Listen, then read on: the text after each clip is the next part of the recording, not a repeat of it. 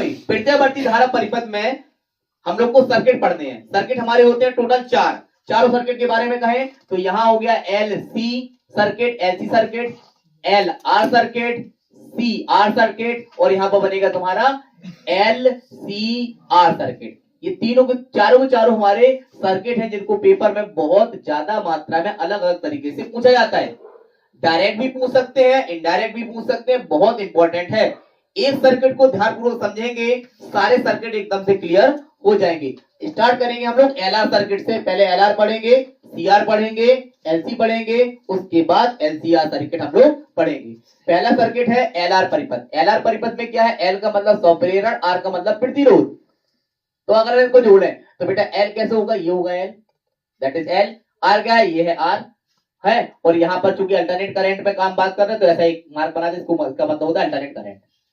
क्या लगा हुआ है, L लगा हुआ है, क्या लगा हुआ है, R लगा हुआ है। इसका समीकरण है B बराबर V0 sin ओमेगा t या फिर I बराबर I0 sin ओमेगा t। कुछ भी कर दो, दोनों के दोनों सही है।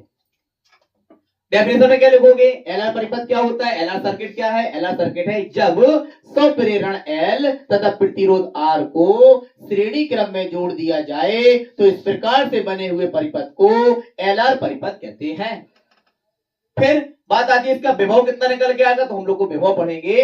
विभव निकल के आएगा V square is equal to BL का स्क्वायर प्लस BC का स्क्वायर, BR का स्क्वायर, क्योंकि इसमें R है, L है और R है, तो BL का स्क्वायर प्लस BR का स्क्वायर। ये हमारा क्या निकल के आ गया, ये हमारा विभव निकल के आ गया, ये हमारा विभव बन गया। ठीक है, विभव का फॉर्मूला बन गया। अगर हम लोग को निकालना हो प्रतिबाधा मतलब कि Z बराबर फॉर्मूला उन्होंने भी पढ़ा। Z बराबर फॉर्मूला क्या पढ़ा, Z बराबर फॉर्मूला पढ़ा under root R square plus X square. यहां पर क्या बनेगा, Z बराबर under root R square plus X square, लेकिन चूंकि X के साथ क्या आ जाएगा L, तो XL स्क्वायर। तो हमारा ये फॉर्मूला बन गया। ये आ गया विभव वाला, ये हो गया तुम्हारा इंपीडेंस मतलब कि प्रतिबाधा का फॉर्मूला। फिर आ गया आपका आ गया कलांतर। फिर आपका आता है कलांतर मतलब कि फेज डिफरेंस का फॉर्मूला क्या रहेगा, फेज डिफरेंस का फॉर्मूला रहेगा tan phi बराबर x अपॉन r। अब x अपॉन r में क्या हो जाएगा, xl अपॉन r। क्या रहेगा, xl upon r। tan phi बराबर xl अपॉन r। तो ये बेटा तीन चीज तुमसे पूछेगा, या तो विभव पूछेगा, या प्रतिबाधा पूछेगा, या कलांतर पूछेगा। तो b स्क्वायर बराबर bl square plus br square, Z बराबर under root R square plus XL square, और कलांतर निकलता tan phi बराबर XL अपॉन R। ये हमारा तैयार हो गया LR परिपथ। इसी की तरह CR परिपथ हम लोग पढ़ेंगे। एक ऐसा परिपथ जिसमें कैपेसिटेंसी तथा प्रतिरोध R को श्रेणी क्रम में जोड़ दिया जाए, इस प्रकार के बने हुए परिपथ को CR परिपथ कहते हैं। आई कैन रिपीट, किसी वैद्य परिपथ में संधारित्र C तथा प्रतिरोध R को श्रेणी क्रम में जोड़ दिया जाए, इस प्रकार से बने हुए परिपथ को CR परिपथ कहते हैं। इसकी भी क्वेश्चन सेम टू सेम रहेंगी। B बराबर V0 sin omega t, I बराबर I0 sin ओमेगा t। आप यहाँ पर साइन भी लिख सकते हैं, कॉस भी लिख सकते हैं। सेम डिप्टो देखिएगा, जो यहाँ है वही सेम यहाँ है। यहाँ पर B का फॉर्मूला, यहाँ पर भी B का फॉर्मूला। इसके अकॉर्डिंग B का फॉर्मूला क्या आ जाएगा, B स्क्वायर बराबर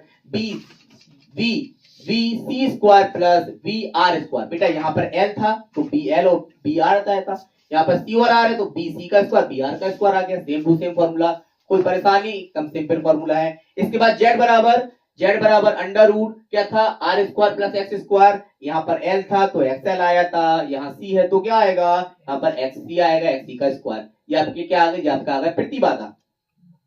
फिर आ गया कलांतर, तो कलांतर को हम लोग निकालेंगे। कलांतर फेज डिफरेंस कितना निकलेगा, tan phi बराबर यहाँ XL अपॉन R था तो क्या हो जाएगा XC अपॉन R। और आप सभी लोगों को पता होगा कि XL का फॉर्मूला बेटा होता है ओमेगा L, जहां जहां XL वहां पे ओमेगा L, और XC का बेटा फॉर्मूला होता है 1 अपॉन ओमेगा C, जहां जहां XC है वहां पर 1 अपॉन ओमेगा C। ये आ गए तुम्हारे LR, ये आ गया आपका CR। ये दोनों क्लियर तरीके से समझ में आ गए होंगे। अब LCR में, चूंकि LCR आप देखोगे तो उसमें LC सर्किट भी मिलेगा, इससे पहले हमें पढ़ना पड़ेगा LC सर्किट।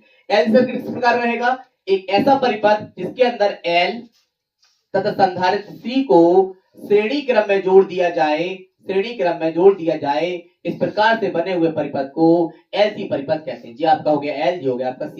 इसमें भी सेम I बराबर I0 sin ओमेगा t या फिर B बराबर V0 cos omega sine omega t, कुछ भी कर सकते हैं, sine sine cos cos cos sine, कुछ भी कर दो, कोई फर्क नहीं पड़ता।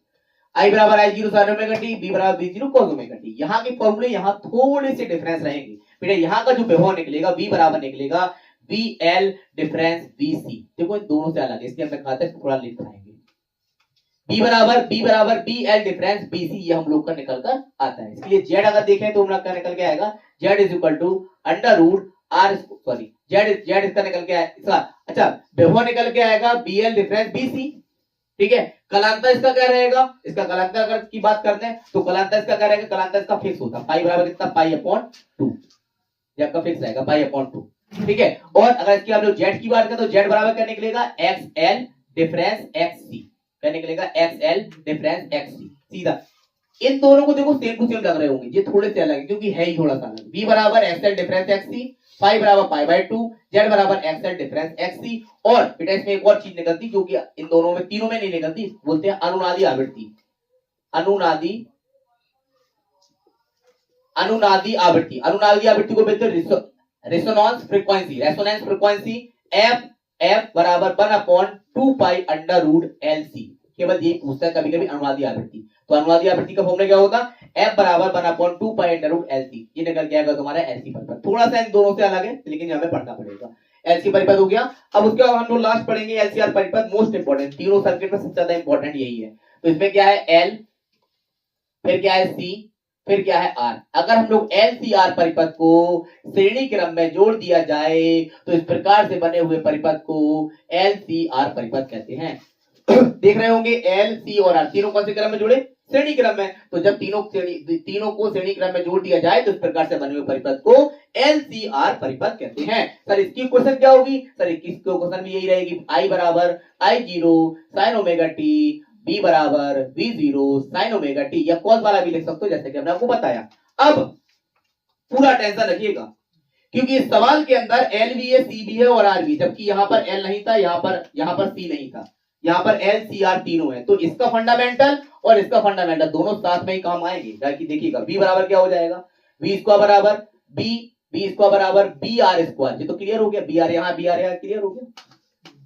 अब चूंकि एल और सी अलग अलग है तो ना तो हम बी एल लिख सकते ना तो हम बीसी लिख सकते। बीएल और बीसी का कॉम्बिनेशन कैसे करेंगे, बीएल और बीसी का कॉम्बिनेशन करेंगे इस प्रकार का, क्या, बीएल डिफरेंस बीसी का होल स्क्वायर। तो देखो वही बात हो गई, B R square plus B L square या बीसी स्क्वायर, दोनों इकट्ठे हैं तो बी एल डिफरेंस बीसी, जो कि ये निकला बी एल डिफरेंस बीसी निकला, तो ये निकल के आ गया बी स्क्वायर। देखो फिर क्या निकालना, जेड से, जेड भी इसी प्रकार से निकलेगा अंडर रूट कितना आर स्क्वायर प्लस, ना एक्स ही लिख सकते ना एक्स एल लिख सकते, क्या लिख सकते, फिर जी लिख सकते, क्या, एक्स एल डिफरेंस एक्सी का होल स्क्वायर। उसके बाद आ जाओ कलांतर में, कलांतर के लिए क्या रहेगा, फेज डिफरेंस कितना रहेगा, tan फाई बराबर ना तो एक्स अपॉन आर हो सकता ना एक्स एल अपॉन आर हो सकता, फिर सर क्या हो सकता है, इसमें होगा X L difference XC upon R. ये हमारा निकल के आ गया प्रतीक, ये हमारा निकल के आ गया कलांतर। तो बेटा L R C R L C R और एल सी सर्किट के अंदर मोस्ट इंपोर्टेंट क्वेश्चन इससे बनते हैं, और हमने ये साथ में इसलिए लिखे हुए हैं कि सबको आप कंपैरिजन करते हुए पढ़ सकें। एक एक पॉइंट समझ में आ गया। इसका हम लोग न्यूमेरिकल लगाएंगे, वो हम आपको आगे चलकर बताएंगे। इसका न्यूमेरिकल या तो समरी 101% पेपर के अंदर होगी कहीं ना कहीं, तो ध्यान से इसको पढ़िएगा, ध्यान से इसको समझिएगा। ओके।